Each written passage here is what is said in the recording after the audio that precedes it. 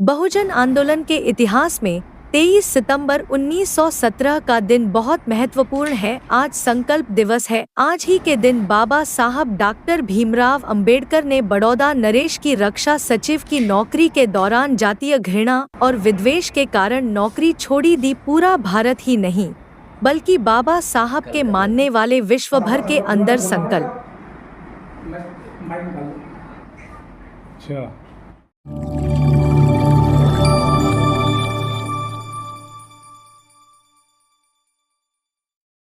की अपनी राय है जिसकी पुष्टि नेशन न्यूज इंडिया नहीं करता। धन्यवाद। नेशन न्यूज इंडिया चैनल में आपका हार्दिक स्वागत है। आज हम बड़ौदा हाउस के अंदर हमारे साथ में ऐसी शख्सियत हैं जो रेलवे के अधिकारी हैं और जोनल प्रेसिडेंट प्रेम सिंह जी हमारे बीच में हैं। प्रेम सिंह सर, आप आए दिन कर्मचारियों को बड़े पैमाने पे काम करते हैं, संकल्प लेके आप काम करते हैं और बाबा साहब डॉक्टर भीमराव अंबेडकर जी ने 23 सितंबर 1917 को बड़े आंसू बहाए थे और उस समय उन्होंने संकल्प लिया था कि मैं इस समाज की जो दुर्दशा है उसे ख़त्म करने की कोशिश करूंगा। अगर कोशिश नहीं कर पाया तो उन्होंने भिन्न भिन्न तरीके से कुछ अपने आप को बोला था। तो आज के दिन आप बाबा साहब के बारे में क्या कहना चाहते हैं?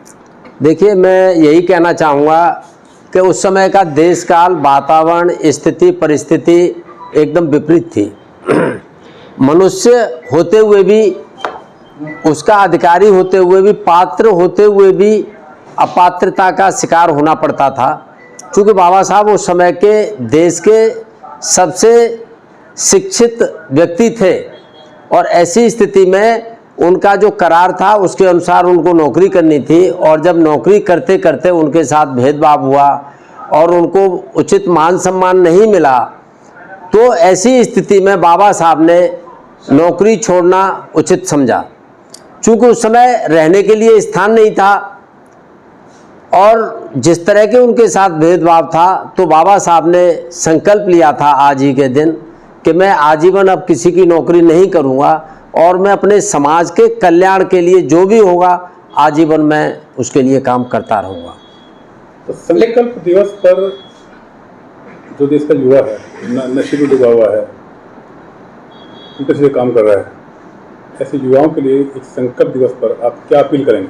देखिए, मैं तो यही कहूँगा कि वो दिन अभी हमें ज़्यादा नहीं हुआ है जो हमारी स्थिति को सुधार हो रहा है, लेकिन निश्चित तौर पर जिस दिशा में हमें या हमारा जो यूथ है, नौजवान है हमारा, जो वो दूसरी दिशा में जा रहा है और जो लोग आज सही दिशा में जा रहे हैं वो निश्चित तौर पर वो कामयाब हो रहे हैं और जो सही दिशा में नहीं जा रहे हैं वो आज भी उनकी स्थिति अच्छी नहीं है। तो मेरा सभी से यही अनुरोध होगा कि जो हमें अवसर मिला है इस अवसर का लाभ लेते हुए हम अच्छी दिशा में हम काम करें, अच्छी सोच रखें, अपने बच्चों को अधिक से अधिक शिक्षा दें, अच्छी शिक्षा दें, प्रोफेशनल हम उनको शिक्षा दें।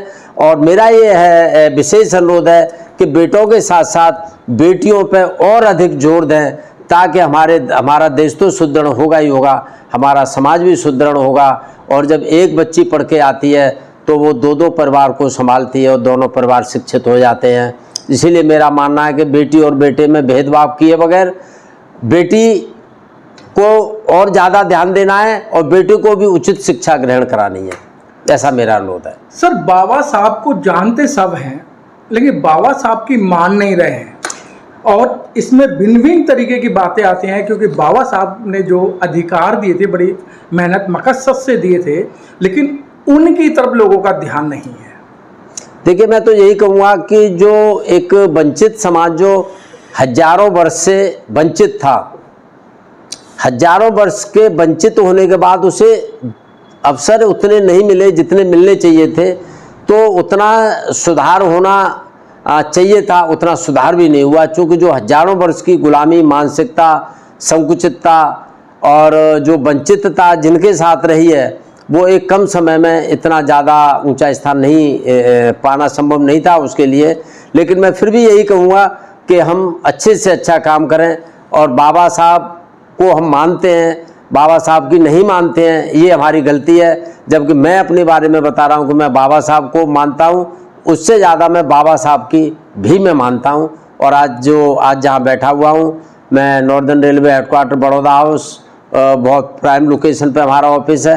ये सिर्फ और सिर्फ बाबा साहब डॉक्टर B.R. अम्बेडकर जी की देन है। उनके द्वारा किए गए संविधान में प्रावधानों के तहत आज मैं नौकरी भी कर रहा हूँ और आज मैं समाज की सेवा भी कर रहा हूँ। सर, बाबा साहब ने जितने संकल्प लिए थे वो पूरे कर दिखाए, लेकिन आज के अधिकारी और आज के कर्मचारी सिर्फ हवाई हवा है और जो संकल्प लेते हैं उसको पूरा नहीं कर पा रहे हैं। तो आप उन अधिकारियों को, उन कर्मचारियों को क्या संदेश देना चाहते हैं? देखिए, मैं तो यही कहना चाहूँगा कि प्रत्येक व्यक्ति बाबा साहब नहीं हो सकता, लेकिन हाँ ये है कि हमें जो भी अवसर मिला है वो हमें पॉजिटिव रहते हुए, सकारात्मकता की रोल निभाते हुए अपने समाज को आगे बढ़ाने का हम काम करें।